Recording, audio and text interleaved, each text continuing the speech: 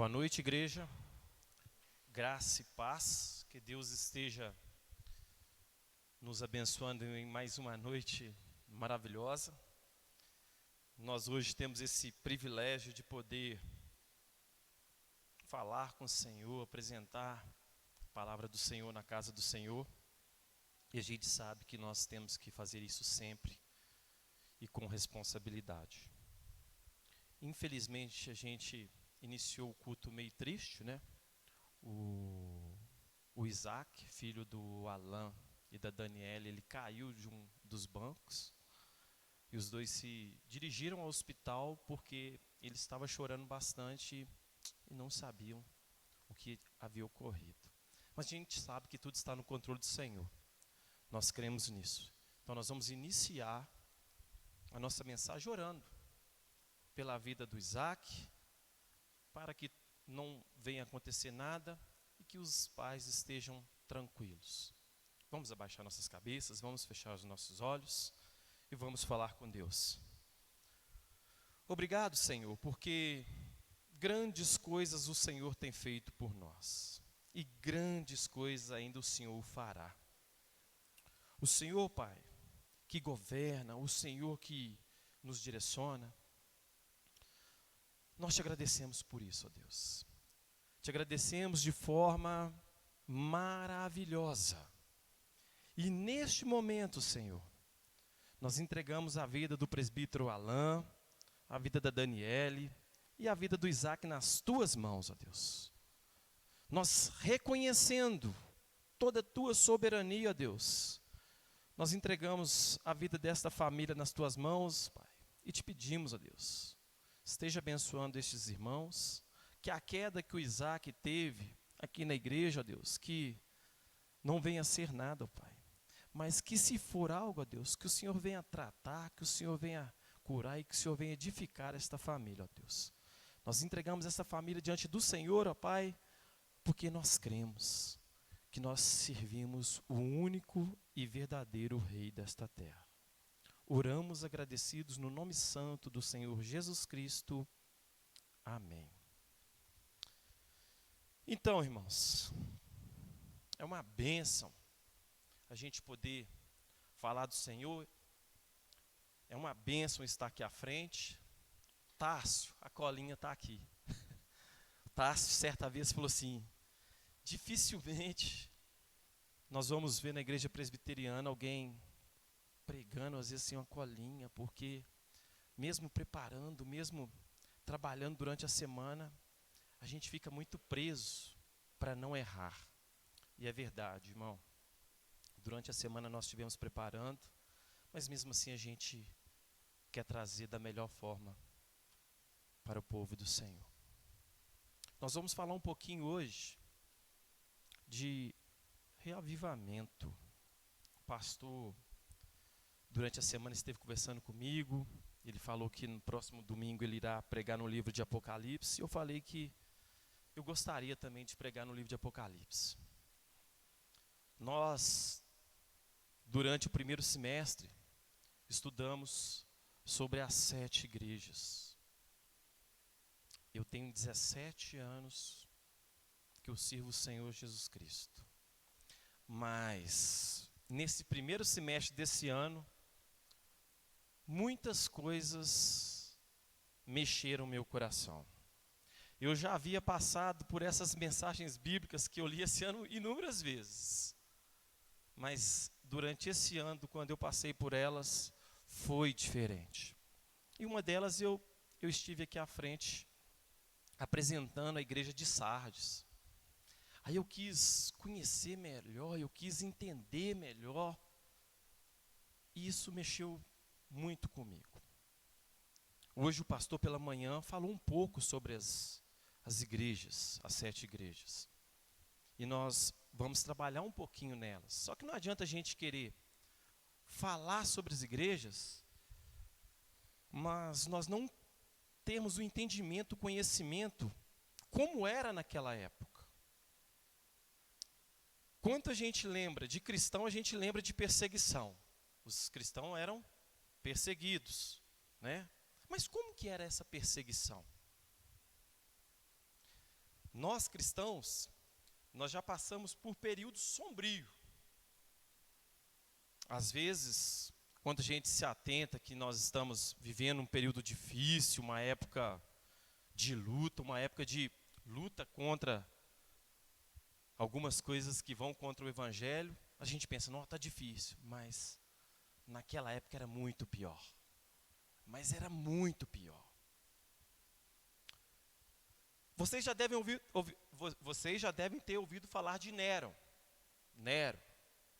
Nero, com 17 anos, foi um imperador de Roma. No ano de 54. Esse rapaz era considerado um louco, um rapaz maldoso. Esse rapaz, ele era tão ruim, mas ele era tão ruim, que ele mandou matar sua própria mãe. Sua mãe morreu porque Nero pediu para matá-lo. Ao assumir o governo, em 54, Nero chega em Roma, olha para Roma e fala: que cidade feia, que cidade horrorosa. E dentro de sua loucura ele ficou pensando, arquitetando, mas ali ele não fez nada. Mas 10 anos se passaram e Nero estava ali, imperador de Roma. No ano de 64, mais preciso, dia 17 de julho, segundo os historiadores e os sábios do governo, Nero manda colocar fogo na cidade. Cidade é feia, essa cidade é horrorosa, vamos atear fogo na cidade. O que Nero faz? Nero coloca suas vestes mais bonitas e mais apresentáveis, vai para o topo da torre ver a cidade queimar. Cidade em chamas, cidade queimando, acabando, devastando, com tudo.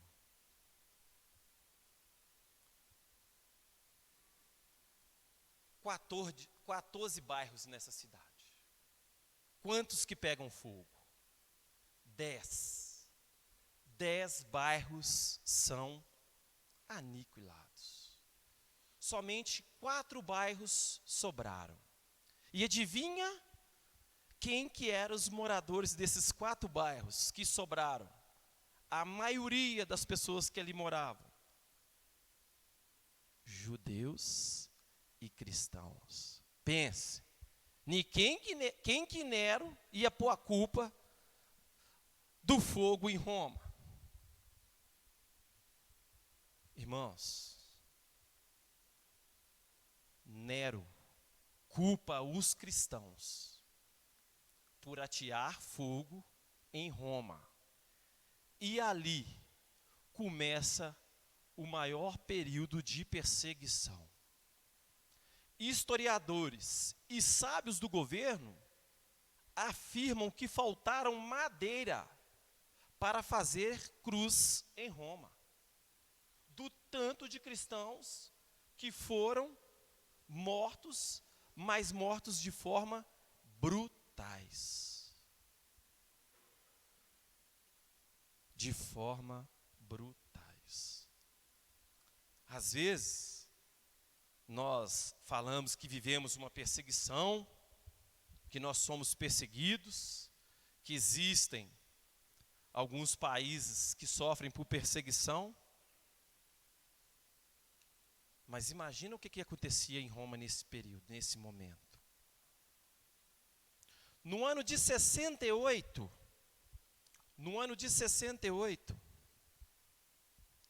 o Senado se revolta com a postura de Nero. E o Senado depõe Nero, retira Nero do império. O que Nero faz? Suicida. Nero se mata ao ver o Senado, o tirano do poder. E isso no ano de 68. No ano de 70, iniciam-se as rebeliões naquele lugar. E o que seriam essas rebeliões? Nero morreu. Os homens, cristãos, judeus, começaram ao quê? A entender que eles tinham alguns direitos e deveres naquele lugar. Começam a reivindicar, mas reivindicaram de forma errônea.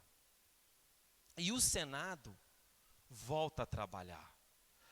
O Senado convoca General Tito para tomar a frente de Roma e acabar com todo tipo de manifestação. Só que Tito era um dos servos de Nero.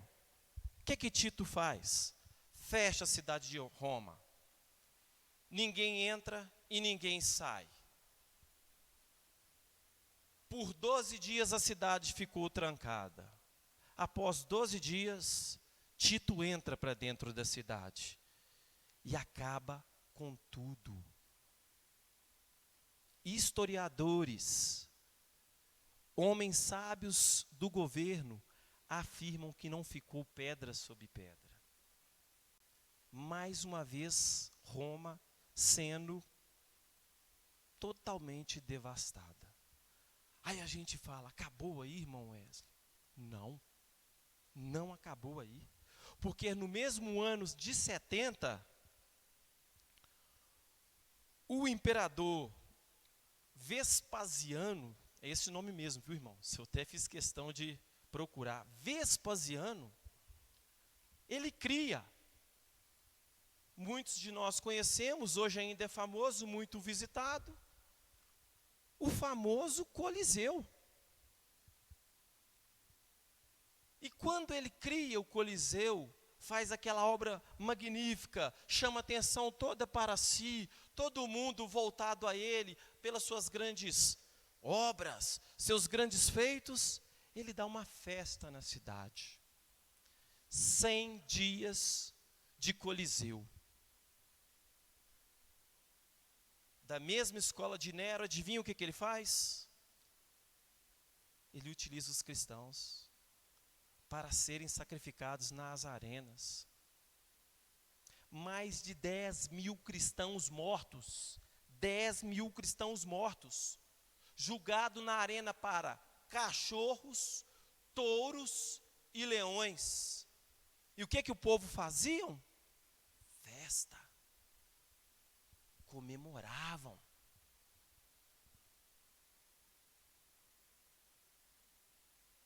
Isso, irmãos, é que os nossos irmãos lá atrás passaram. É esse tipo de perseguição.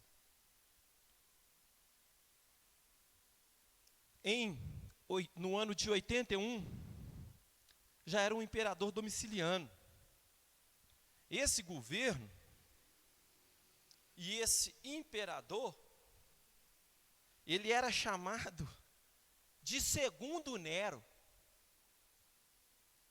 Eles chamavam ele lá em Roma de Segundo Nero. Esse foi o primeiro imperador a arrogar-se para si o título de Senhor e Deus. Ele rogou para si naquela cidade o título de Senhor e Deus. Primeiro imperador a fazer isso. Ele se colocou para a população e para a humanidade como Senhor e Deus. Foi esse homem que deportou João. Nós vamos estar lendo agora. Abre sua Bíblia aí no livro de Apocalipse. Que aí eu vou falar um pouquinho para vocês de João, o apóstolo João. O apóstolo e pastor da igreja de Efésio.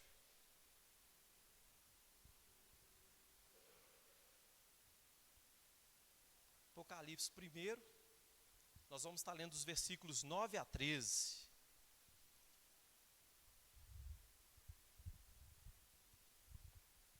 Eu vou pedir para a igreja estar nos acompanhando, que a gente vai continuar aqui, tá? A visão de Jesus glorificado. Eu, João, irmão, vosso e companheiro na tribulação, no reino e na perseverança em Jesus, achei-me na ilha chamada Patmos, por causa da palavra de Deus e do testemunho de Jesus. Achei-me em espírito no dia do Senhor, e ouvi por detrás de mim grande voz, como de trombeta, dizendo: o que vês escreve em livro e manda às 7 igrejas, Efésio, Esmirna, Pérgamo, Tiatira, Sardes, Filadélfia e Laodiceia. Voltei-me para ver quem falava comigo, e voltando vi 7 candeeiros de ouro, e no meio dos candeeiros um semelhante a filho de homem, com vestes talares e cingindo a altura do peito com uma cinta de ouro.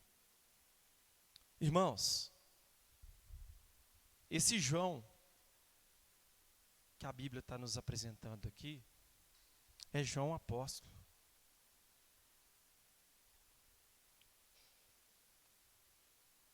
No ano de 81, João era pastor.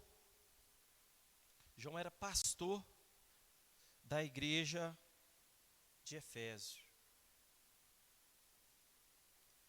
João foi deportado por Domiciliano, enviado para a ilha de Mar Egeu, conhecida como Ilha de Patmos.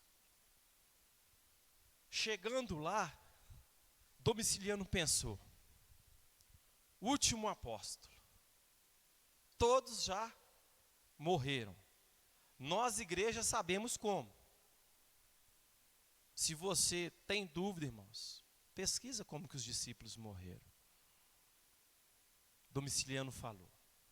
Segundo Nero, calo a boca de João, mandei João para bem longe. O que eu faço com o evangelho? Acabo com o evangelho. Assim era a cabeça de Domiciliano. Porque João continuava a trabalhar. João continuava a executar o trabalho que lhe foi dado.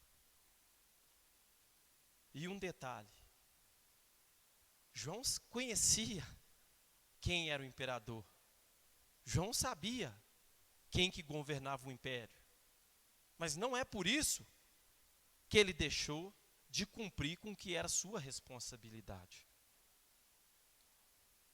João vê Cristo da glória, ele vê o Cristo da glória. E ele cai. Como nós caímos nos nossos pecados. Só que João fala algo maravilhoso nessa passagem que nós lemos. Vamos ler somente os versículos 8 e 9 aí. Olha o que ele afirma para a gente. Desculpe, irmãos. Nós vamos estar lendo os versículos 12 e 13. 8 e 9 é do outro. 12 e 13. Voltei-me para ver quem falava comigo. E voltando, vi 7 candeeiros de ouro. E no meio dos candeeiros, uma semelhante a filho do homem, com vestes talares e cingido à altura do peito, como a cinta de ouro. Irmãos, como o presbítero Francisco, na sua oração falou, antes mesmo de nós chegarmos aqui, Cristo já estava aqui esperando por nós. Ele está aqui. Ele vive conosco. Ele caminha com a gente. E nesse momento de tribulação de João, ele estava com João. Ele está com você. Ele está aqui nesta noite. E Ele nos ensina que não importa o que nós vamos passar, pelas angústias que nós vamos viver, nós não estamos sozinhos. Domiciliano achou que calando João acabaria com tudo. E glória a Deus, não calou, irmãos. Nós estamos aqui, nós continuamos a nossa caminhada. João apresenta Cristo no centro da igreja, no meio dos candeeiros. Ele está no meio das igrejas. E um detalhe: Cristo me conhece. Cristo conhece as minhas falhas, os meus pecados. E te conhece. Ele conhece todos os nossos defeitos, conhece todas as nossas qualidades. E nós precisamos nos atentar diante dessa realidade de perseguição, aonde eu estou. Cristo, em momento algum, se deixa enganar. Ao contrário, Ele sabe todas as coisas. E não é à toa que o último livro da Bíblia, nós estamos aqui no capítulo 1, ele vem nos apresentar essa realidade que nós precisamos o quê? Nos cuidar, nos monitorar. Se eu fosse falar das 7 igrejas aqui, nós íamos ficar até amanhã. O irmão Horácio, que preparou a maioria das aulas sobre as igrejas, ele passava nas manhãs aqui 2 horas, 1h30, e não conseguia falar 1/10 do que ele podia falar das igrejas. Mas eu peguei 2 pontos para a gente trabalhar aqui hoje, nessa noite.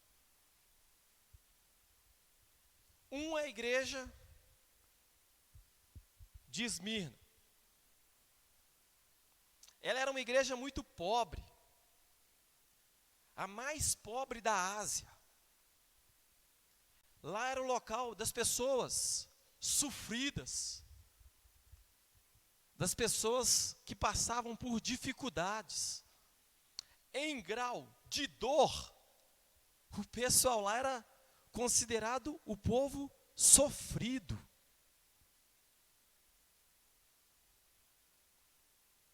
E sabe como que Jesus vai até eles e fala? Eu as conheço. Eu conheço as suas dores. Eu conheço as suas dificuldades. Eu conheço as suas tribulações. Mas eu vos afirmo, és rico. Para aí, que contradição, irmão Wesley. Cristo olha para essa igreja e fala: vocês são ricos.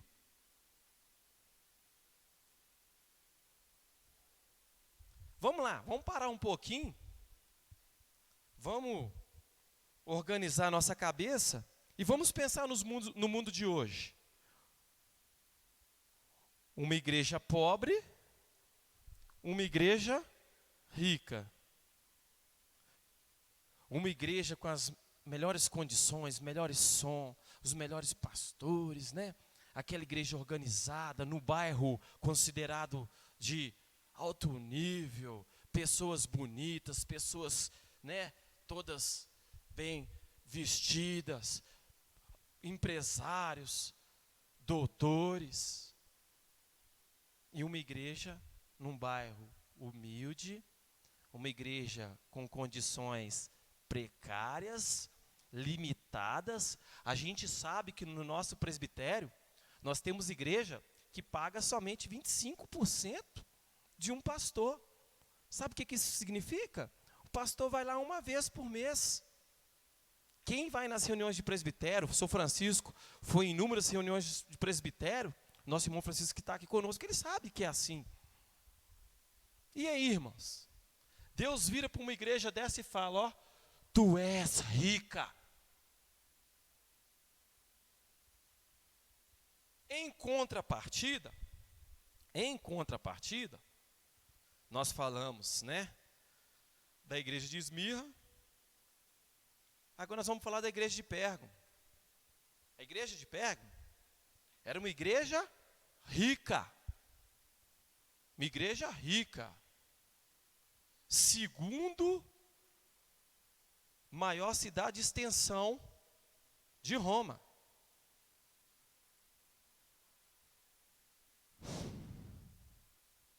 Só perdia para a capital de Éfeso.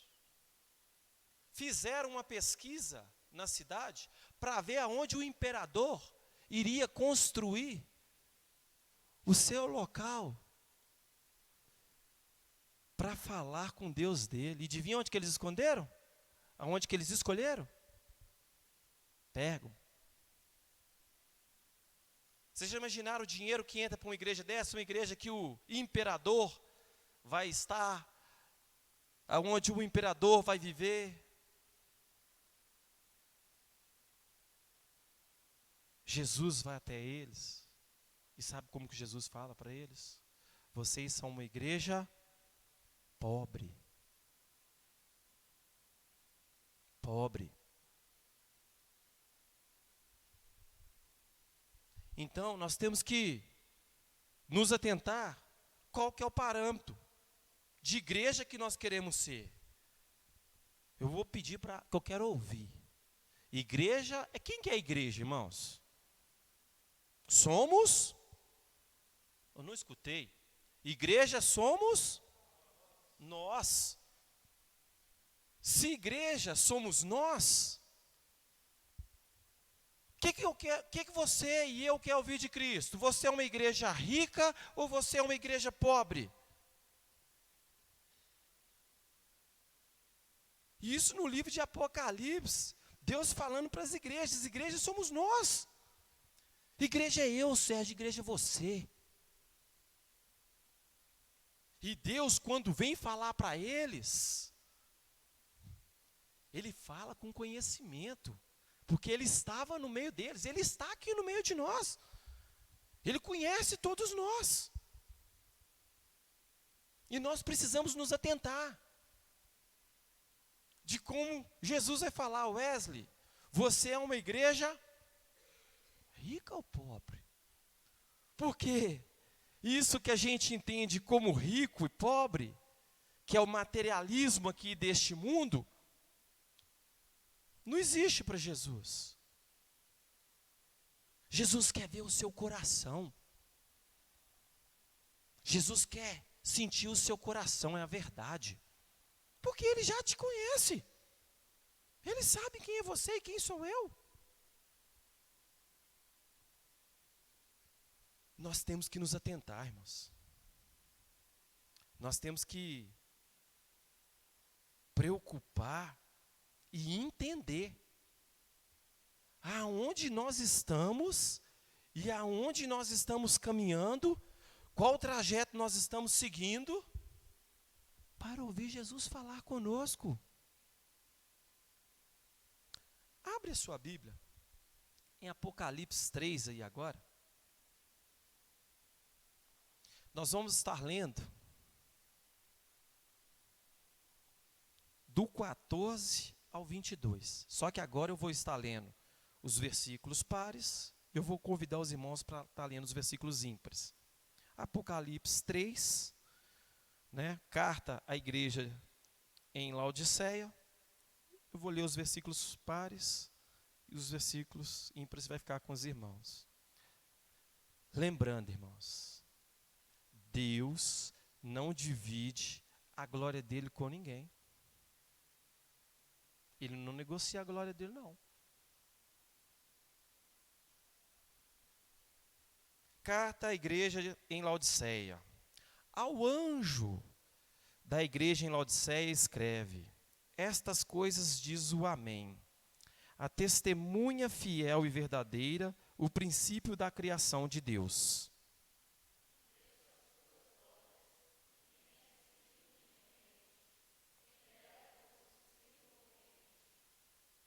Assim, porque és morno, e nem és quente nem frio, estou a ponto de vomitar-te da minha boca.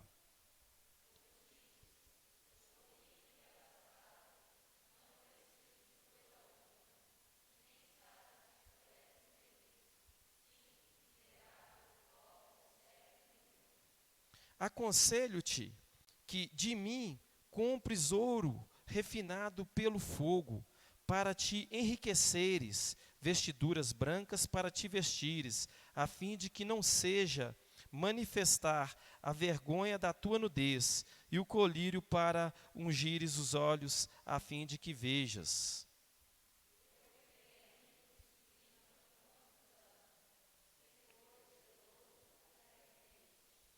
Eis que eu estou à porta e bato, e se alguém ouvir a minha voz e abrir a porta, entrarei em sua casa, e cearei com ele e ele comigo.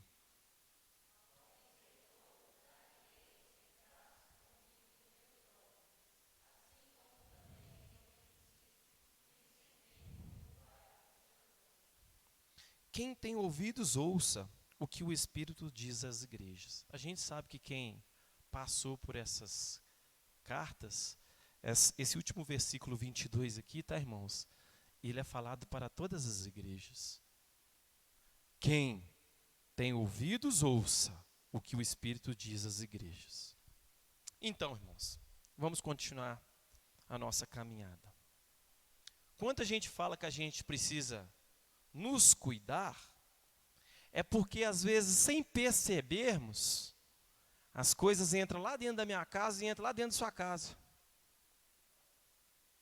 As coisas acontecem de forma que você nem vê. Vou dar um exemplo para vocês. Eu creio que muitos aqui sabem, mas eu creio que alguns não têm esse conhecimento e vocês vão aprender hoje. Pérgamo era a sede do culto a Esculápio. Quem que é Esculápio? Às vezes as pessoas falam assim, quem que é Esculápio? Esculápio era o deus da cura. Então Pérgamo cultuava a Esculápio. E Esculápio, lá de Pérgamo, deixou algo para os dias de hoje. Esculápio tinha por si uma serpente como símbolo. Esculápio carregava uma serpente para todo lado que ele ia. E o local que eles cultuavam a esse deus pagão, em Pérgamo, em Roma, tinha esta serpente fixada, de ouro. E por que eu falo que carrega para nós hoje? Esculápio não era considerado o deus da cura lá da serpente? Se você hoje for até um hospital e observar no jaleco dos médicos, está lá esta serpente. Irmãos, é de Pérgamo. É do deus pagão. Os nossos médicos hoje carregam no peito essa serpente desse deus pagão. E às vezes a gente não se atenta, mas está dentro da nossa casa, bem próximo da gente, aonde você não imagina. E sabe como que Deus trata esse tipo de ação lá na igreja de perto? Como trono de Satanás. A hora que você for ler lá na sua casa, referente a Pérgamo, você vai ver Jesus tratando eles como trono de Satanás. Você quer ter um trono lá na sua casa de Satanás? Tenho certeza que não. Você quer ter um trono de Satanás lá no seu trabalho? Tenho certeza que não. Mas nós temos que nos cuidar e nos vigiar, porque tem coisa que a gente não sabe. E eu não vou mentir para vocês. Eu fui saber disso nessa semana, durante os meus estudos, sobre o deus pagão Esculápio. Esculápio. O nome dele é bem terrível, né? Esculápio. O Sérgio está rindo aqui, mas é terrível, irmão.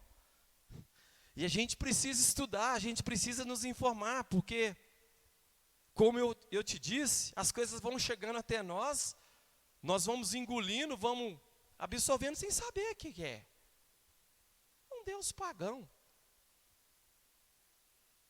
considerado lá como o Deus da cura. E lembrando, não posso esquecer disso, pelas minhas passagens de estudo, o imperador passava por esse considerado Deus, né, da cura aqui, por 19 vezes no mês. 19 dias do mês o imperador passava aqui para receber a cura dele. Você viu o tanto que esse imperador é bom também, né?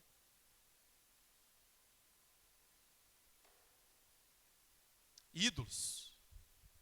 Aí eu quis pegar alguns ídolos aí para vocês terem ideia de como lá tinha o Esculápio e hoje nós temos uns.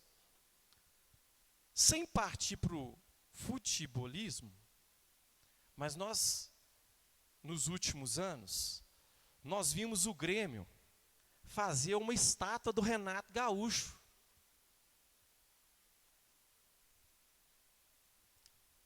Vocês têm noção do tanto de dinheiro que é depositado nessa estátua e de quantas visitas que essa estátua recebe por mês? O Grêmio arrecada cerca de 184 mil por mês com essa estátua. O pessoal vai lá conhecer a estátua, tirar foto com a estátua, deposita o dinheiro lá na estátua. A Anitta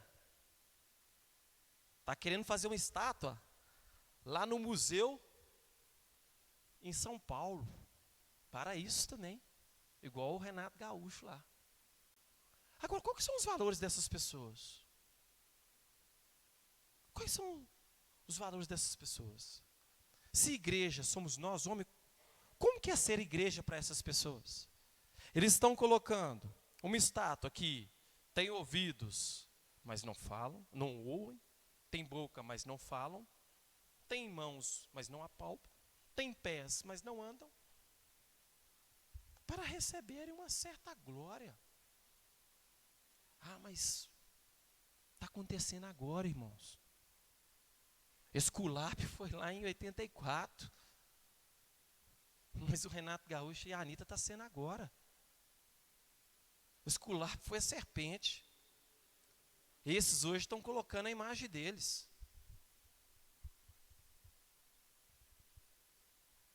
Nós que já estamos caminhando para o final, nós temos que reconhecer a soberania de Deus. Deus é muito bom. Deus é muito maravilhoso. Porque Deus conhece todas essas nossas falhas. Deus conhece todos esses nossos defeitos. Deus sabe que nós não merecemos de forma alguma. Mas mesmo assim, em momento algum, Ele virou as costas para nós.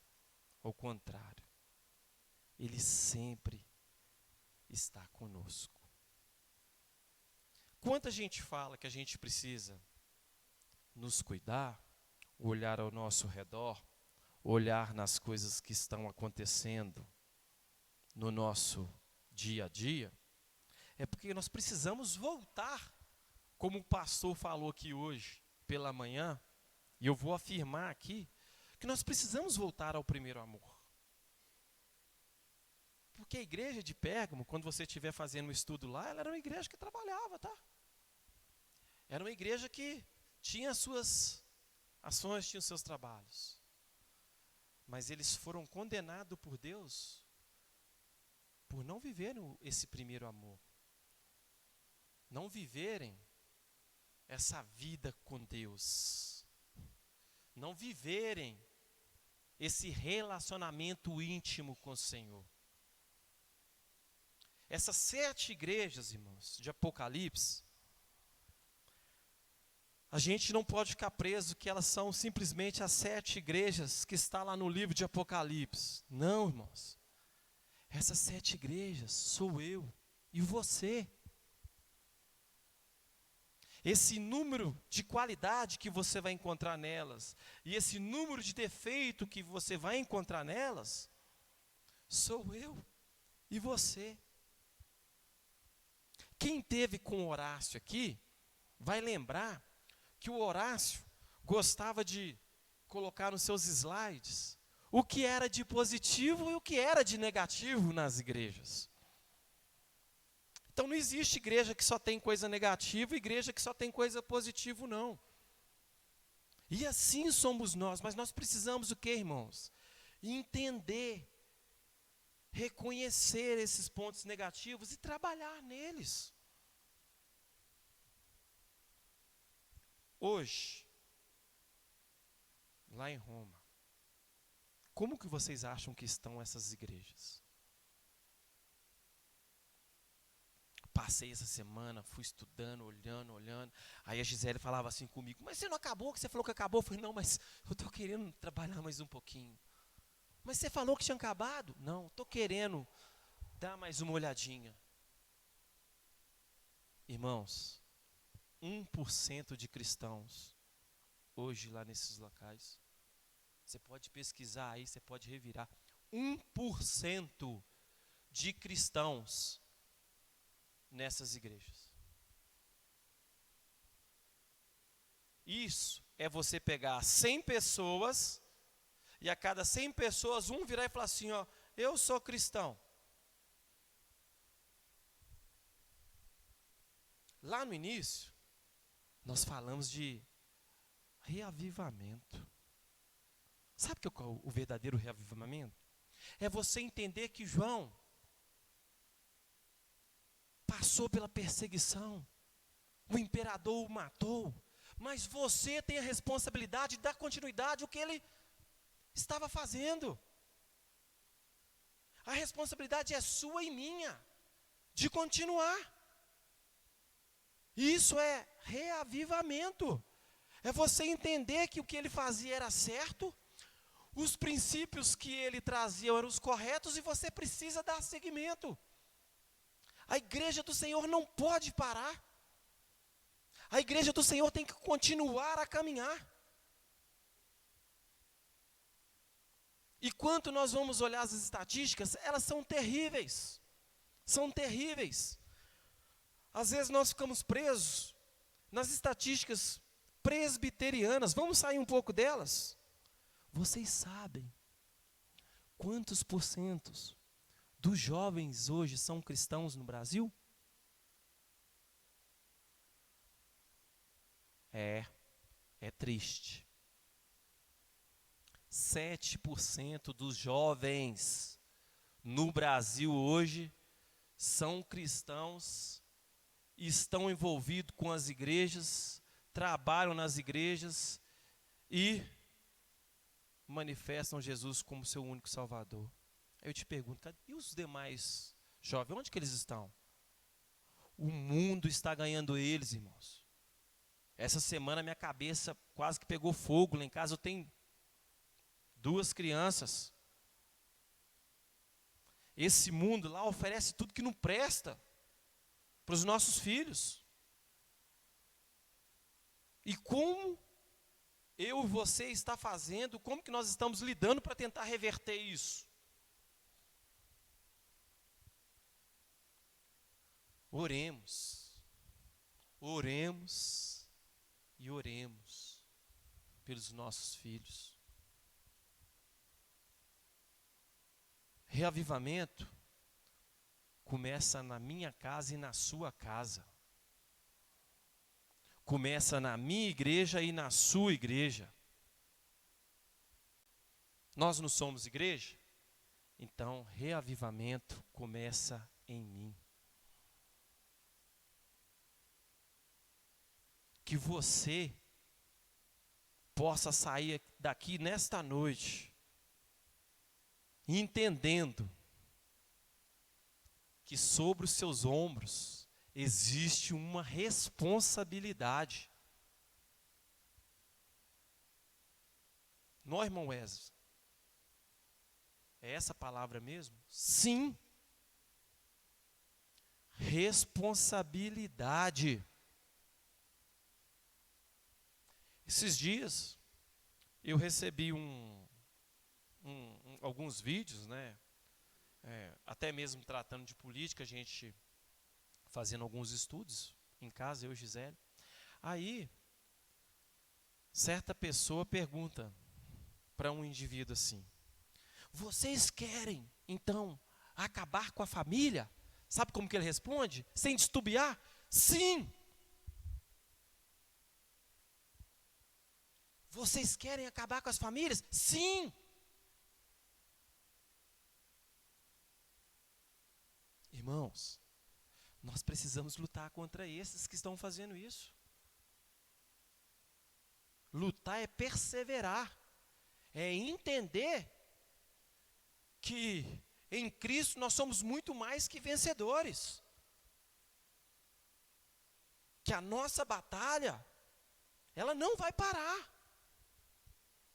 E se nós fecharmos nossas bocas, os nossos filhos vão dar continuidade. João morreu lá, ó. Os discípulos todos morreram com brutalidade, mas não parou e não pode parar. Que nós possamos sair daqui nesta noite felizes por carregar tal responsabilidade. Fecha seus olhos, abaixa sua cabeça. Nós iremos orar, pedindo para Deus nos fortalecer para essa caminhada que não pode parar.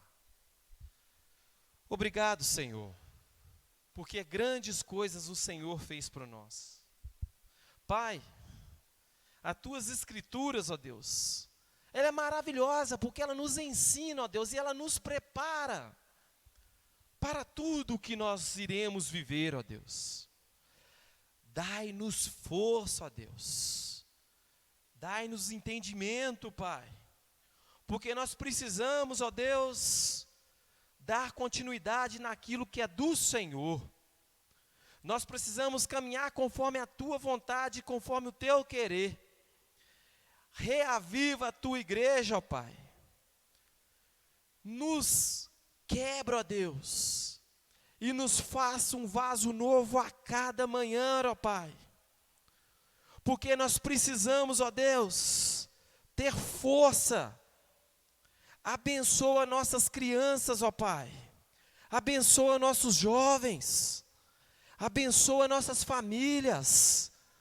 Nós te pedimos isso, Senhor, porque, ó Pai, nós somos totalmente dependentes de Ti, ó Deus.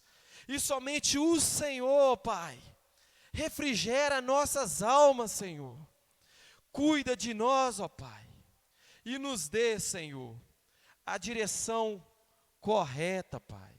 Nós te pedimos isso, Senhor, porque nós cremos, ó Pai, que somente Tu és Deus, somente Tu és Pai, e somente o Senhor governa os nossos corações. Nós oramos, Senhor, no nome santo, no nome maravilhoso do Senhor Jesus Cristo. Amém. Que Deus possa estar nos abençoando, em nome de Cristo Jesus.